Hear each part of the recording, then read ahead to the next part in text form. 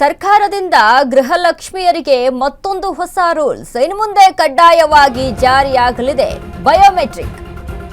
ಸರ್ಕಾರದಿಂದ ಗೃಹಲಕ್ಷ್ಮಿಯರಿಗೆ ಮತ್ತೊಂದು ಹೊಸ ರೂಲ್ಸ್ ಇನ್ನು ಮುಂದೆ ಬಯೋಮೆಟ್ರಿಕ್ ಕಡ್ಡಾಯವಾಗಿ ಜಾರಿ. ಸರ್ಕಾರದ ನಿರ್ಧಾರಕ್ಕೆ ರಾಜ್ಯಾದ್ಯಂತ ಮಹಿಳೆಯರ ವಿರೋಧ. ಗೃಹಲಕ್ಷ್ಮಿಯರು ಹಣ ಬೇಕು ಎಂದ್ರೆ ಬಯೋಮೆಟ್ರಿಕ್ ಫಿಕ್ಸ್. ಹಾವೇರಿಯಲ್ಲಿ ಬಯೋಮೆಟ್ರಿಕ್ ಬಗ್ಗೆ ಮಾತನಾಡಿದ ಮಹಿಳೆಯರು, ಬಯೋಮೆಟ್ರಿಕ್ಗಿಂತ ಹಣ ಬಂದ್ರೆ ಸಾಕು ಎಂದ ಮಹಿಳೆಯರು.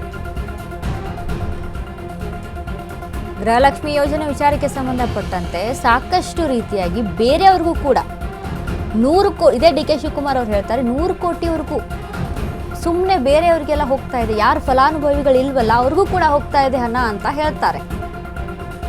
ಬಟ್ ಈ ಹಿಂದೆ ಏನು ಹೇಳಿತ್ತು ಇದೇ ಸರ್ಕಾರ, ಎಲ್ರಿಗೂ ಕೂಡ ನಿನಗೂ ಫ್ರೀ ನನಗೂ ಫ್ರೀ, ಅವ್ರಿಗೂ ಹಣ ಇವ್ರಿಗೂ ಹಣ ಅಂತ ಹೇಳಿದಂಥ ಸರ್ಕಾರ ಈಗ ಯಾವಾಗ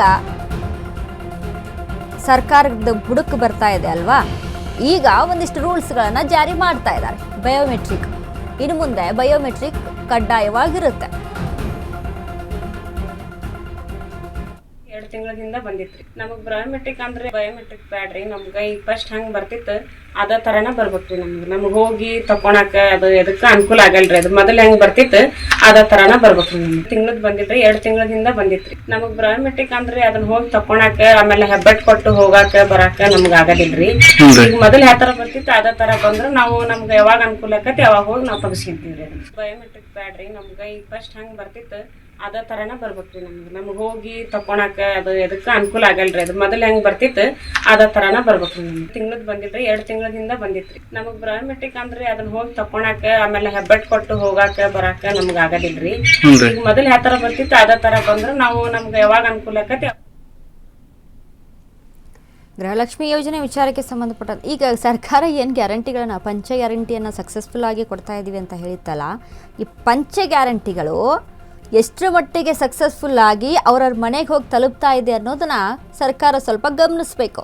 ಈಗಲೇ ದುಡ್ಡು ಬರಲ್ಲ ಅಂತ ಜನ ಪರದಾಡ್ತಾರೆ. ಗೃಹಲಕ್ಷ್ಮಿ ಹಣ 2 ತಿಂಗಳದ್ದು ಎಲ್ರಿ ಬಂದಿದೆ, ಎಲ್ಲಿ ಕೊಟ್ಟಿದ್ದೀರಾ? ಈಗ ಬಯೋಮೆಟ್ರಿಕ್ ಸಿಸ್ಟಮ್ ಬೇರೆ, ಹಳ್ಳಿಗಳಲ್ಲಿ ಮಹಿಳೆಯರಿಗೆ ಅದು ಒಂದು ರೀತಿಯಾಗಿ ತೊಂದರೆ ರೀತಿಯಲ್ಲಿ. ಈಗ ಏನು ಬಯೋಮೆಟ್ರಿಕ್ ಸಿಸ್ಟಮ್ ಅಂತ ಅಂದಾಗ ಅದೊಂದು ಸತಿ ತಗೊಳುತ್ತೆ, ಒಂದೊಂದು ಸತಿ ತಗೊಳ್ಳೋದಿಲ್ಲ, ಟೆಕ್ನಿಕಲ್ ಇಶ್ಯೂ ಇರುತ್ತೆ, ಸರ್ವರ್ ಇಶ್ಯೂ ಇರುತ್ತೆ ಅಂತ ಹೇಳುವಂಥದ್ದು. ಇದರಿಂದ ಸ್ವಲ್ಪ ತಳ್ಳಿಬಿಡೋಣ ಅಂತ ಏನಾದರೂ ಪ್ಲ್ಯಾನ್ ಗೊತ್ತಿಲ್ಲ. ಬಟ್ ಫಲಾನುಭವಿಗಳಿಗೆ, ಯಾರು ಫಲಾನುಭವಿಗಳಿದ್ದಾರೆ ಅವರಿಗೆ ಮಾತ್ರ ತಲುಪಬೇಕು ಅನ್ನುವಂಥ ನಿಟ್ಟಿನಲ್ಲಿ ಸರ್ಕಾರ ಈ ಒಂದು ಯೋಜನೆಯನ್ನು ಮಾಡ್ತಾ ಇದೆ ಅಂತೆ. ಈಗಾಗಲೇ 100 ಕೋಟಿ ಹಣ ವಿಚಾರಕ್ಕೆ ಸಂಬಂಧ ಅಂದರೆ ಡಿ ಕೆ ಶಿವಕುಮಾರ್ ಹೇಳಿದ್ರು ಇಲ್ಲಿವರೆಗೂ ಕೂಡ 100%ಅಲ್ಲಿ 100 ಒಂದಿಷ್ಟು ಖಾತೆಗಳಿಗೆ ಅನ್ನೆಸೆಸರಿಯಾಗಿ ಹೋಗ್ತಾ ಇದೆ. ಕೆಲವೊಂದಿಷ್ಟು ಫಲಾನುಭವಿಗಳು ಏನಿದ್ರಲ್ಲ ಅವರೆಲ್ಲರೂ ಕೂಡ ಡೆತ್ ಆಗಿಬಿಟ್ಟಿದ್ದಾರೆ ಆಲ್ರೆಡಿ, ಅವ್ರಿಗೂ ಕೂಡ ಹಣ ಹೋಗ್ತಾ ಇದೆ.